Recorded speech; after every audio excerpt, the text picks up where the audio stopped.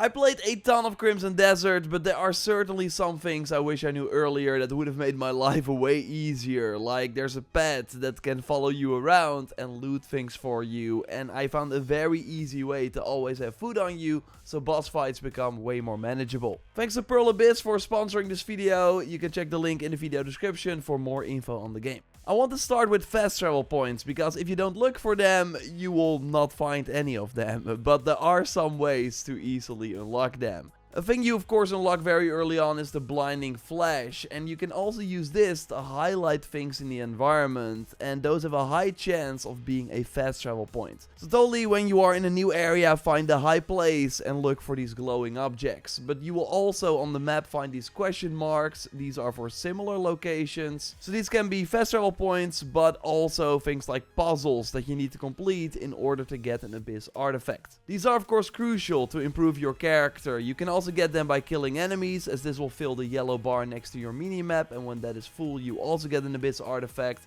but this will only go slower as time goes on. The sealed Abyss artifacts are actually really nice to get new ones too. You see them on the map with a purple icon, they're usually next to roads, so totally pick them up every time and try to do the associated challenge immediately to get a new skill point. Sometimes you cannot complete them yet, and then it's always good to check on these challenges in the dedicated menu a little later and see if you now have the required items, so they can then focus on that challenge during an upcoming combat encounter. You can by the way also use the blinding light to reveal these sealed Abyss artifacts, but simply traveling a lot and following the road will get you the most of them, and even ones you find in late game areas can already sometimes be completed early on. But gear is another important aspect that determines your power, and next to equipping the best loot, there are actually some other ways to improve your loadout. The blacksmith in Hernand is crucial for this. Not all the items can be upgraded, but the ones that can are easily better than others. Always when you find a cool unique boss item or buy something from the faction vendor, upgrade it to at least rank 4, because the first few levels are fairly cheap. You do not need to spend an Abyss artifact, you also don't want to do that.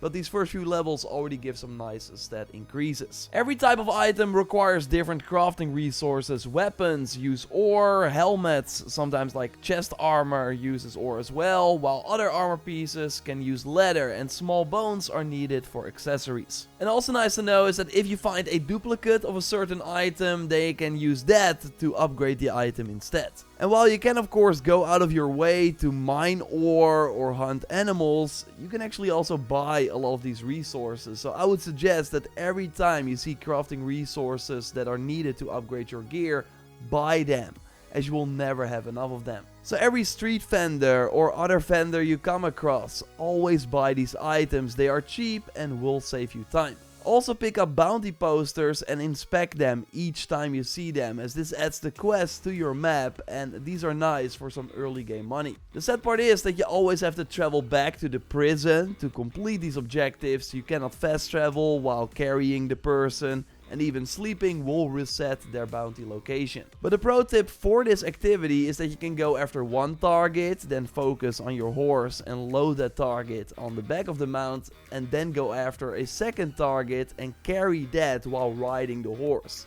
This way you can complete 2 bounties in one go. Another thing you want to do every time is reinforce your weapons. You find a grindstone next to the blacksmith, and if you take the time to sharpen your items every time you go here, you will get quite some extra damage for that. So good to build that into your routine, and I got more for your routine in Hernand in a moment. But first I want to touch on the couple of dogs that you can find here, including one close to the blacksmith area. You can pet these to build trust, and you can actually do this 5 times each in-game day to get plus 25 trust. If you then return to that animal every in-game day, you can get this up to 100, after which you can take them in. Now this dog will follow you around and actually loot enemies, which saves you some time. So it can totally be that your preferred dog is not at its location during a particular day, but then just return the next in-game day to try again. And you can of course make the time go faster in one of the many beds in the village.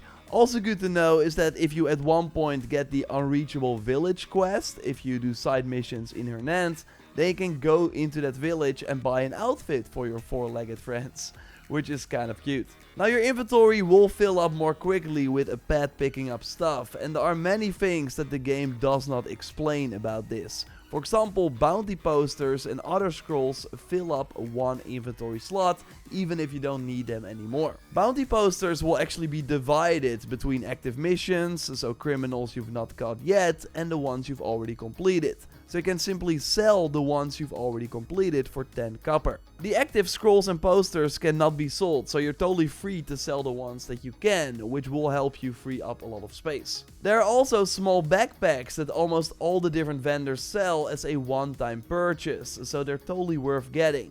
Other similar vendors in different regions of the game will also sell these, by the way, so you can totally pick them up there too. And do the requests for these NPCs that give you a medium backpack with 3 slots. These requests are often super short and also introduce you to some of the mechanics and give you plus 50 trust with that particular shopkeeper, so you can more easily reach 100. So for these NPCs you can only get plus 5 trust each in-game day, but I now reached 100 with the equipment shop in Hernand and could then buy a special kite shield that has the reduced guard stamina cost as a socket. And I can now also buy crafting resources at this shop, and they refill every in-game day. I was not able to find what 100 trust with the blacksmith does, but totally let me know in the comments if you reached 100 trust with any of the other shopkeepers to see what perks you can get. Another inventory trick is that you can group items. This automatically puts all the different items of the same category in one tile, so you can more easily navigate your menu, which is really nice. And totally do that for all your food as well, as food is incredibly important in this game. It's the only way you can heal, and you have to carry a lot of it if you want to be successful against the many bosses the game throws at you. So a nice way to get food is simply buying it from the inn in Hernand. She sells some pretty good items for cheap and restocks every in-game day. But this is also the case for the meat and grocery shops that are both close to each other in Hernand. What I first did was simply buy the meat and then cook it, as that would already increase the health I got per item, but very early in the game, at the start of Act 3, you get a recipe for clear soup, which gives you 180 health with the easiest version. And the best part is that you can easily make this by simply buying the ingredients. So buy water, oats and barley from the grocer shop, and then the cheapest meat from the meat vendor, again close by. These items reset every day in their inventory, meaning that you can make a lot of soup each day that early in the game fills a lot of your health and is also super useful later on. And totally when you see this icon, try and pick them up, as then you get more recipes. And also nice that after inspecting it and learning the recipe, you can simply sell them for quite some money sometimes. So that's another easy way to get cash. But I will have way more tips and tricks for that, so subscribe to not miss anything, leave a like, again check out the link in the video description for more information on the game. If I have another tips video already up, you can watch it by clicking on the screen, and I will speak to you soon. Goodbye.